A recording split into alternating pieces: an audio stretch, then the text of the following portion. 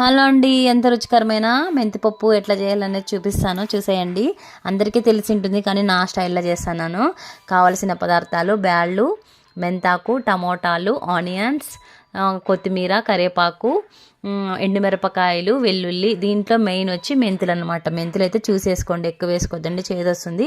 ఈ పప్పుకి ఫస్ట్ తిరువాతి వేసుకోవాలి, లాస్ట్లో వేసుకొని అవసరం లేదు, రామిన తర్వాత. ఇంకా పసుపు, తగినంత ఉప్పు. ఒక స్టవ్ మీద అయితే నేనైతే కుక్కర్ అయితే పెట్టేసుకున్నాను. జీలకర్ర ఆవాలు వేసుకొని ఆనియన్స్, వెల్లుల్లి అయితే వేసుకున్నాను. పప్పుకి ఎలా తర్వాత వేసుకుంటామో ఆ స్టైల్కి వచ్చిన తర్వాత ఇంకా మెంతులు వేసుకోవాలా. మెంతులు వేసుకుంటేనే సూపర్ స్మెల్ వస్తుంది. ఇంకొకటి తర్వాత ఒకటి ఇంగ్రీడియంట్స్ వేసుకోండి. ఇందాక నేను చింతపండు చూపించలేదు, ఇప్పుడు చింతపండు చూపిస్తున్నాను. ఇంక ఇవన్నీ మగ్గిన తర్వాత బ్యాళ్ళు వేసేసుకొని పసుపు, ఉప్పు వేసుకొని తగినన్ని వాటర్ వేసుకొని మీకు ఎంత విజిల్ అయితే పప్పు ఉడుకుతుందో అన్ని విజిల్ వేసేసుకోండి.